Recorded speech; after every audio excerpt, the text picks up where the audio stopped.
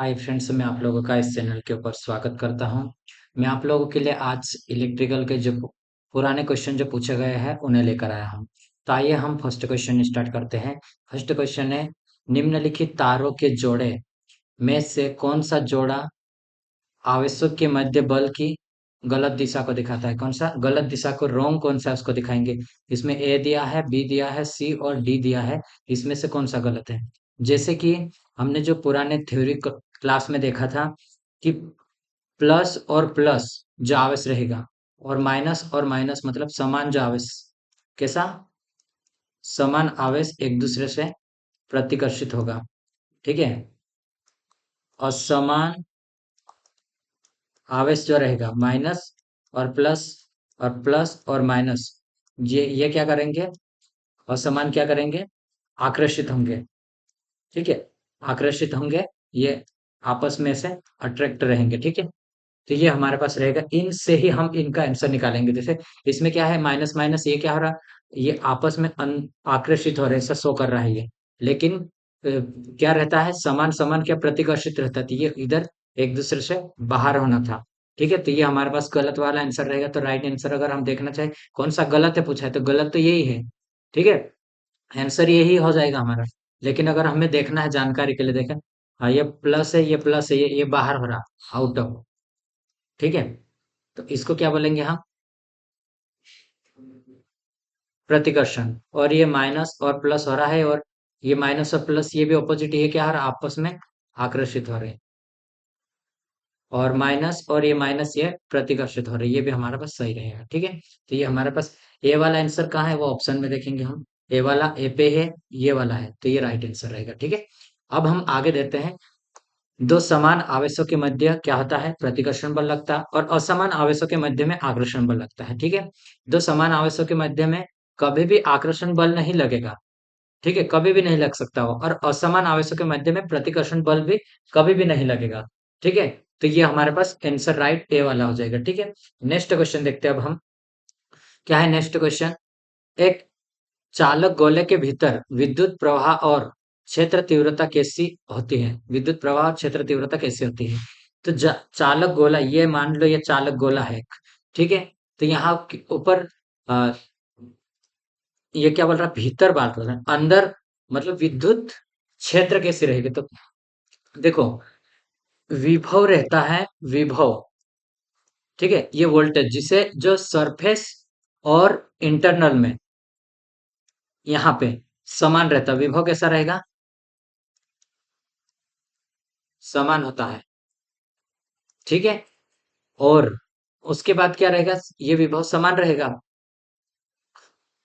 अब यहाँ पे क्या पूछा है, क्षेत्र तीव्रता, तो क्षेत्र तीव्रता कितना हो जाएगा, जीरो हो जाएगा। क्षेत्र तीव्रता यहाँ पे जीरो रहता, तो ये वाला आ जाएगा। ठीक है, विभव के अंदर जो रहता है क्या रहेगा, एक चालक के अंदर विभव कैसा रहेगा, समान रहेगा, अंदर भी और जो सरफेस में है वो भी।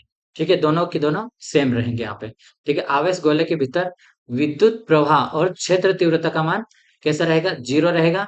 और एक आवेश गोले के अंदर प्रत्येक बिंदु पर, क्या, प्रत्येक बिंदु के ऊपर विभव कैसा रहेगा, बराबर होता है, अतः आवेश को गोले के केंद्र पर संकीर्ण माना जाता है इसको। ठीक है, अब देखते हैं ये वाला हमारे पास विभव का मान हम इससे निकाल सकते हैं। ये वाला कितना है वो, इससे हम गोले के अंदर प्रत्येक बिंदु पर समान विभव, अतः गोले के अंदर विद्युत क्षेत्र की तीव्रता शून्य रहती है। किसकी तीव्रता, विद्युत क्षेत्र की तीव्रता कैसी रहेगी, शून्य हो जाएगी। ठीक है, अब नेक्स्ट क्वेश्चन है, ए से बी के बीच में विद्युत क्षेत्र पूछा है यहाँ पे। ठीक है, the electric field from A to B will be, क्या होगा, ये पूछा है। ठीक है, तो ये हम अभी देखते हैं, इसके ऑप्शन देखते हैं।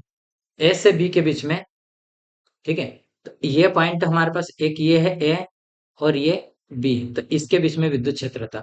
यहाँ ए से इधर बाहर जाएंगे तो विद्युत क्षेत्रता कैसा होगा, ऑब्वियस सी बात है कि वो घट जाएंगे जैसे जैसे दूरी रहती। अभी हमने देखा ये वाला हमारे पास क्या था, ये वाला देखो, ई बराबर क्या रहेगा, 1/4 पाई एप्सिलॉन 0 आर स्क्वायर में और क्यूब है।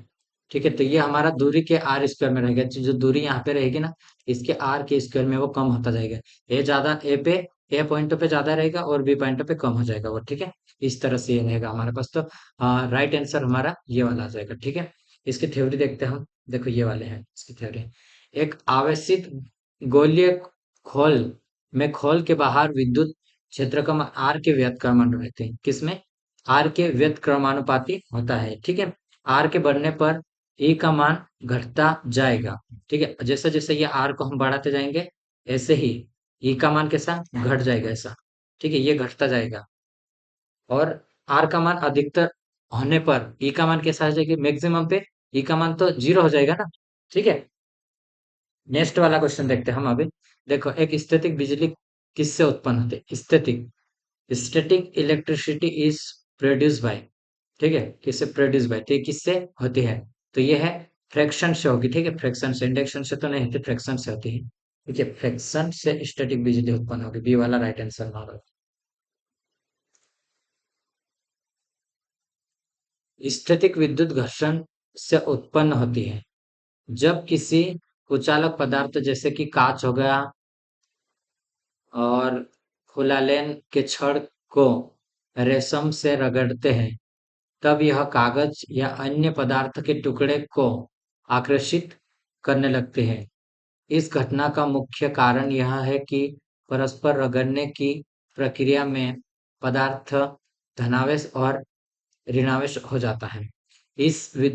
इस स्थिर विद्युत को कूलाम के आवेश के नियम के अनुसार हम इसके अनुसार से हम समझ सकते हैं। तो ये वाला हमारा स्थिर विद्युत क्या है? डबल क्यू, जो कूलाम आवेश रहेगा उसके गुना में जो फोर्स लगेगा और उसके बीच की दूरी जो रहेगी, जैसे ये आर के, जैसे कि मैं एक आपको बताता हूँ यहाँ पे साइड में।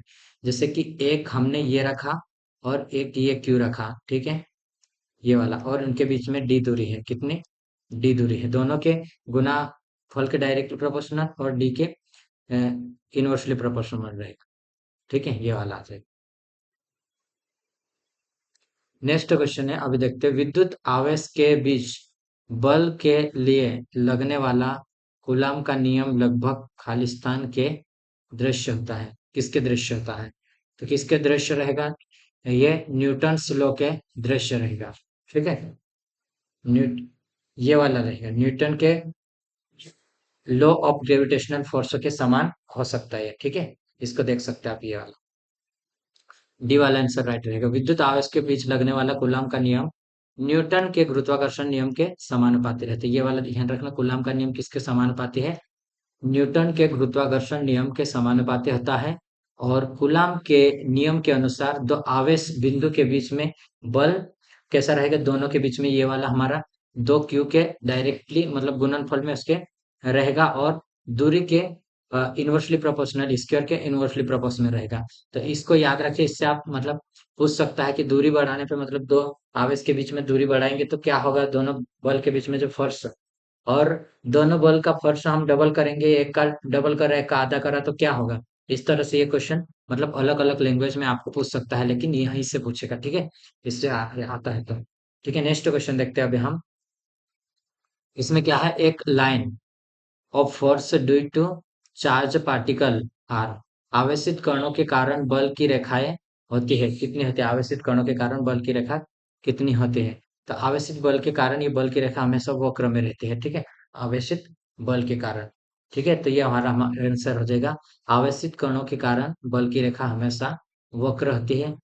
बल रेखाएं जो कि अंतराल में खींची जाती है तथा उनके द्वारा किसी बिंदु से स्पर्श रेखाएं विद्युत क्षेत्र की तीव्रता या सामर्थ्य की दिशा प्रकट करती है। कैसे सामर्थ्य की दिशा प्रकट करती है?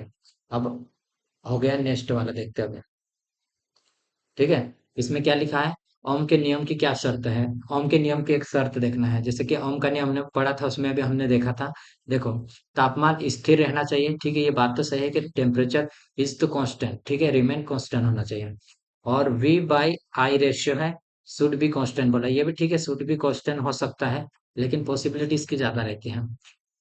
The temperature should be very, मतलब टेम्परेचर परिवर्तित होना चाहिए, तो नहीं, चर नहीं होना चाहिए। Current should be proportional to voltage, current voltage के डायरेक्टली प्रोपोर्शनल होता है, लेकिन हमें क्या होना चाहिए? एक शर्त क्या है? ये तो एक शर्त के आधार पे होता है, ठीक है। तो ये हमारे पास राइट आंसर फर्स्ट वाला को है। कौन सा वाला है? फर्स्ट वाला राइट आंसर है। ओम के नियम की शर्त है कि ताप स्थिर रहना चाहिए, क्योंकि ओम के नियम के अनुसार V बराबर आई आर होता है। ठीक है, तो आर बराबर एल बट आर बराबर रो बटे एल बटे ए होता है। ठीक है, जैसा कि हमने देखा था इसको, तापमान स्थिर हो, नहीं होगा तो प्रतिरोध कैसा रहेगा? वो परिवर्तित हो जाएगा। इस कारण से ये स्थिर होना चाहिए। ओम का नियम बराबर आई बराबर V बराबर वी आर होगा, और ये रेजिस्टेंस आप याद रखिए। ठीक है, इसके द्वारा हम देखें। नेक्स्ट क्वेश्चन देखते हैं अभी। देखो, नीचे दर्शाई गई आकृति में धारा वाहक चालक में चुंबकीय रेखाओं के बल की दिशा क्या होगी? चुंबकीय बल की दिशा क्या होगी? देखो, इसमें क्या रहेगा हमारे पास अभी? बल की दिशाएं क्या होगी, तो ये इन्होंने बोला है, तो अभी इसको हम देख सकते हैं। ठीक है, तो इसमें हम ऑप्शन देखते क्या क्या दिया हमें। आगे बढ़ते हैं हम। देखो, इधर होगा ऑप्शन।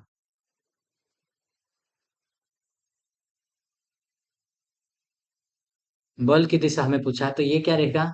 देखो, मैं आपको बताता हूँ। एक एक तो प्लस रहेगा, ठीक है, एक जो माइनस रहेगा, इसको हम डॉट से प्रदर्शित करेंगे। ठीक है, ये किस तरह से जाएगा? घड़ी के, अगर हम किसी पॉइंट को, जैसे इस प्रकार से ये है, और इसको हम घुमाएंगे घड़ी की दिशा में, इसको घुमाएंगे इस तरह से। ठीक है, इस तरह से मूवमेंट करेंगे, तो वो क्या हमारा घड़ी की दिशा में होगा। तो ये क्या प्लस हो रहा है, ये आगे जाएगा ना, प्लस होगा ये।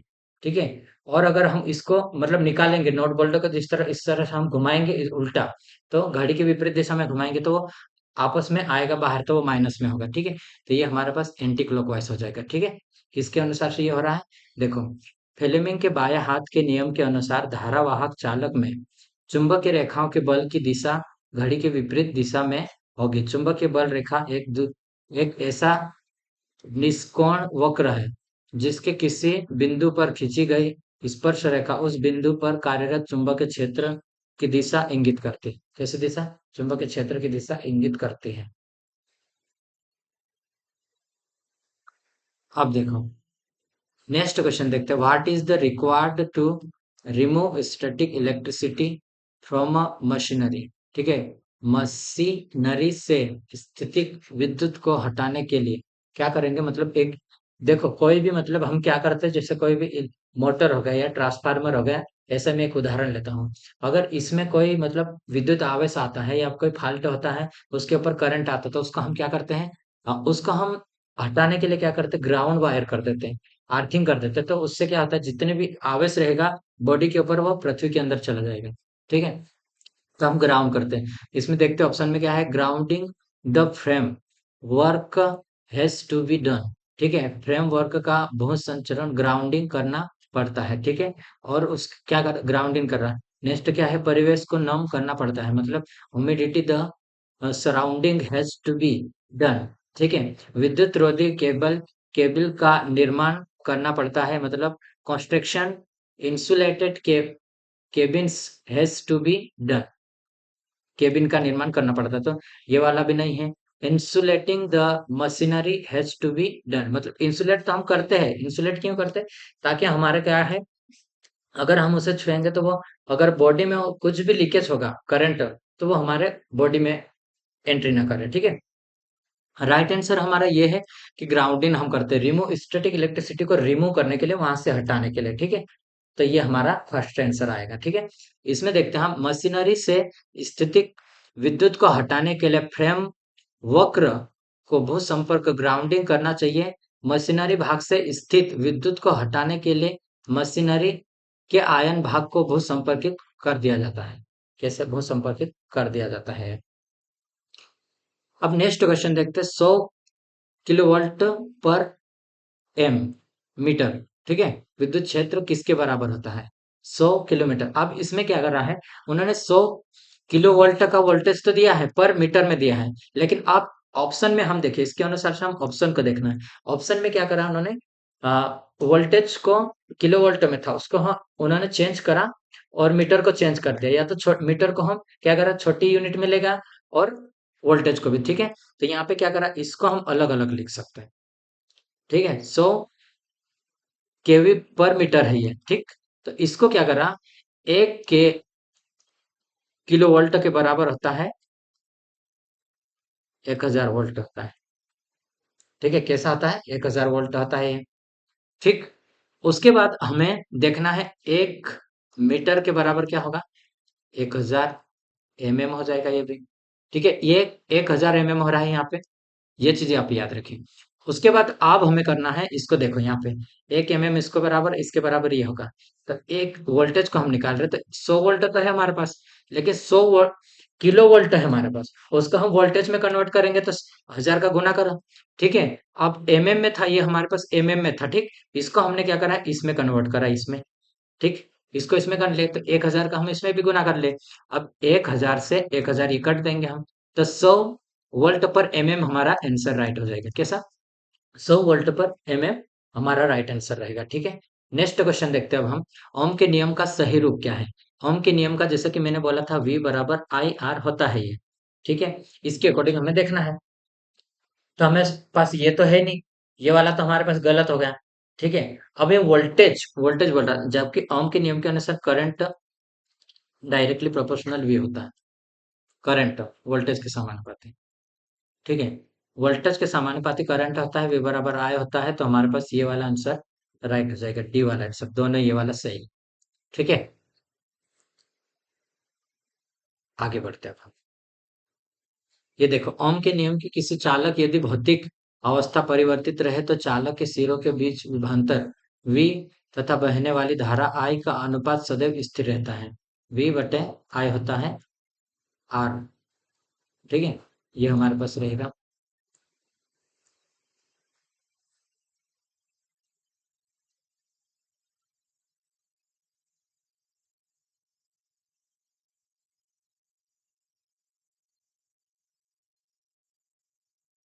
ये हमारे पास रहेगा, ठीक है। ओम का नियम non ohmic conductive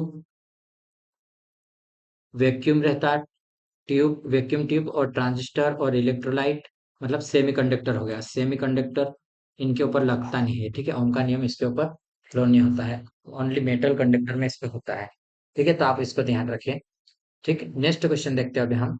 next question क्या पूछा, धातु की विद्युत चालकता विशिष्ट रूप में खालिस्तान के क्रम में होती है, ठीक है, मोह पर मीटर में, ठीक है। तो इसमें किस में रहेगी ये, किसी धातु की विद्युत चालकता कितने रहते हैं, 10 की घात 7 होती है, 10 की घात 7 बटे मोह में, या तो मोह ओम में दिया है तो इसको मोह में भी कन्वर्ट कर सकते हैं अपन, मोह पर मीटर भी कर सकते हैं, इसमें भी कर सकते हैं।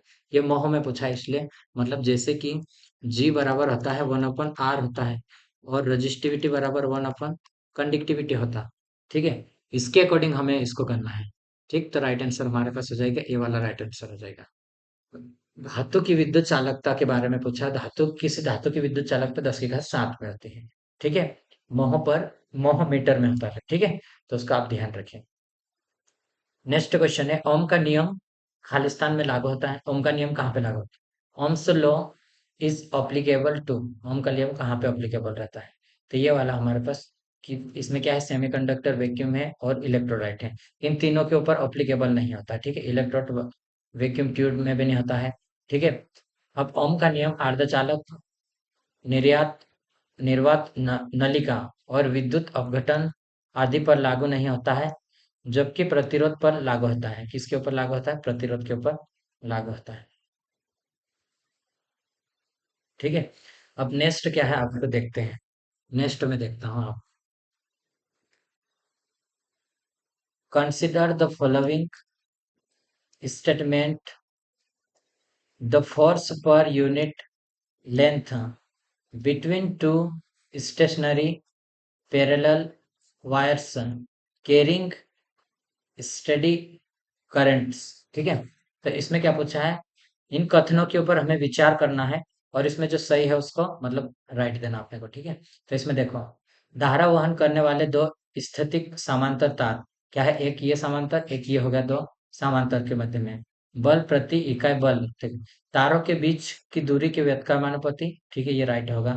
प्रत्येक धारा के परिणाम और उनके समानुपाती होता है, न्यूटन के तीसरे नियम को फॉलो करता है ये, ठीक है। तो ये हमारे पास राइट आंसर रहेगा, हमारे पास ए बी एंड सी क्या हो जाएगा, राइट आंसर हमारे पास तीनों राइट हो जाएगा ये वाला। ठीक है, डी वाला आंसर राइट था हमारा, तीनों राइट रहेंगे। देखो, धारा वहन करने वाले दो स्थैतिक समांतर तारों के मध्य में बल प्रति इकाई लंबाई के तारों के बीच की दूरी के डी के व्युत्क्रमानुपाती तथा प्रत्येक धारा के समानुपाती और न्यूटन के तीसरे नियम के को पालन करता है। ये वाला फार्मूला आप याद रखना है। दोनों के बीच में मतलब दो वायर रहेगा, जैसे कि ये जो कंडक्टर थे, एक कंडक्टर ये चल रहा है, एक ये चल रहा है। ठीक है, इन कंडक्टर के मतलब दोनों के बीच में इधर ये वाला रहेगा, इधर इनके बीच में जैसे आई करंट गया, इसमें आई करंट I1 और 2 दोनों के गुणनफल में रहेगा। ठीक है, और जितना लंबा हमारा कंडक्टर दोनों रहेगा, उतना उसके लंबाई के अकॉर्डिंग उसमें फोर्स बढ़ेगा।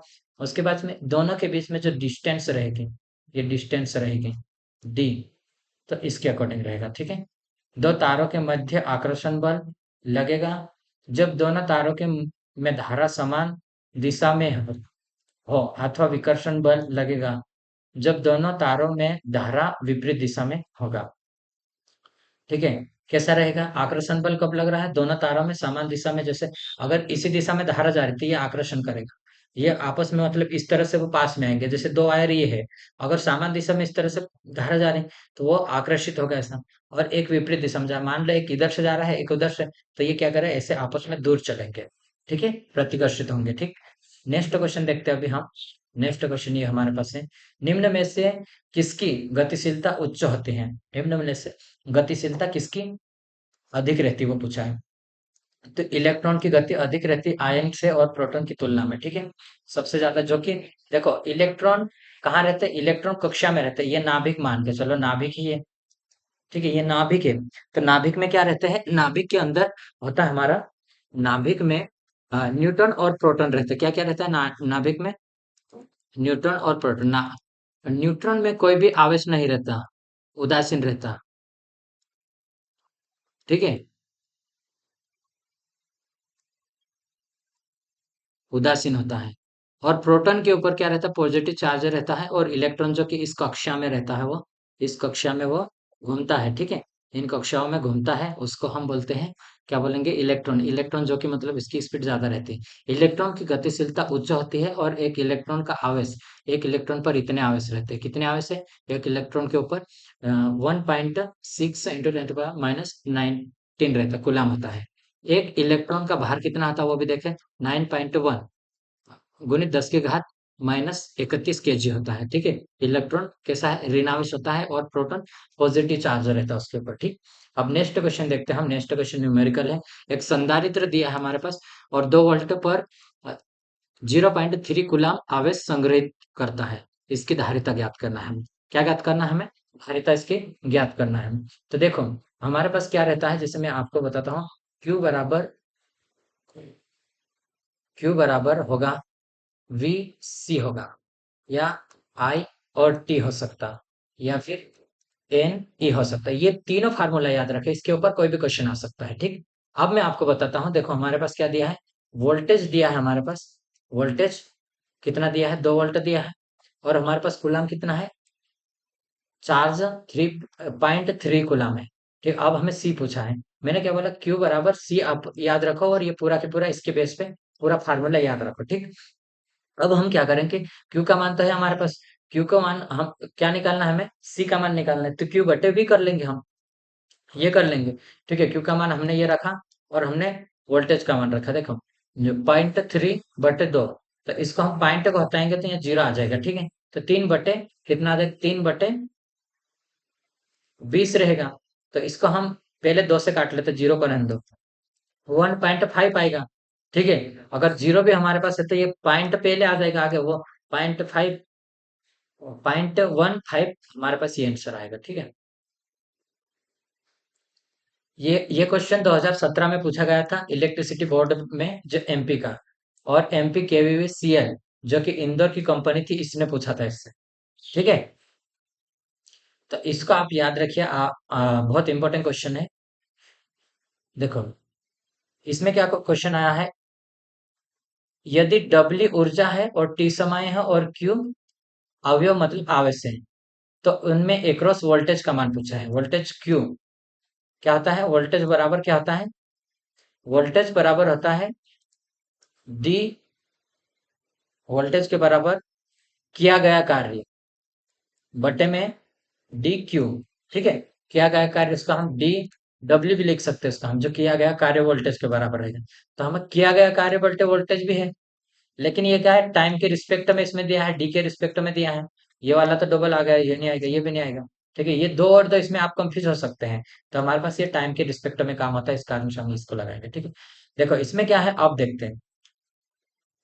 वोल्टेज वह बल है जो किसी परिपथ में क्या करता है, इलेक्ट्रॉन को गति प्रदान करता है। ठीक है, मतलब एक स्थान से दूसरे स्थान पर इलेक्ट्रॉन को ले जाए, वो वोल्टेज कहलाएगा। ठीक है, ये कहाँ से हम प्राप्त करते हैं, सेल से या जनित्र से हम इसको विद्युत वाहक बल को हम लेते हैं। ठीक है, वोल्टेज ऊर्जा का वह मान होता है जो एक आवेश को, एक आवेश प्रवाह से प्राप्त होता है। ऊर्जा या किया गया कार्य प्रति कूलाम कैसा रहेगा, प्रति कूलाम आवेश, प्रति कूलाम आवेश स्रोत का विद्युत वाहक बल या वोल्टेज कहलाता है, विद्युत वाहक बल या वोल्टेज कहलाता है। ठीक है, तो डब्ल्यू ऊर्जा होती है और आवेश हमारे पास क्या आएगा, ये हमारे पास डब्ल्यू ऊर्जा बटे आवेश रहेगा, जूल बटे कूलाम या वोल्टेज, इसका आंसर राइट रहेगा हमारे पास। ठीक है, तो राइट आंसर कौन सा हमारा, बी आंसर राइट हो रहा हमारा। ठीक है, नेक्स्ट क्वेश्चन एक और हमारे पास, ये देखो, धारा स्रोत है और प्रतिरोध श्रेणी से जुड़े होते हैं।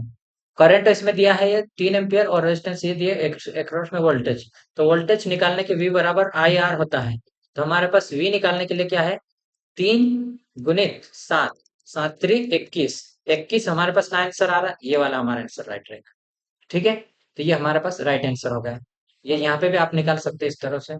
ठीक है, तो आज के लिए इतना ही। अगले वीडियो हम अगले क्वेश्चन को हम नेक्स्ट वीडियो में करेंगे। छोटे छोटे वीडियो को बना रहा हूँ मैं, ताकि ये आपको देखने में इसलिए रहेगा, खाते टाइम पे थोड़ा रिवीजन कर लोगे, 20 30 क्वेश्चन लगा लोगे ऐसे, इस प्रकार से। ठीक है, तो आज के लिए इतना है। वीडियो पसंद आए तो आप इसको लाइक कर सकते हैं। ठीक है, और जय हिंद जय भारत।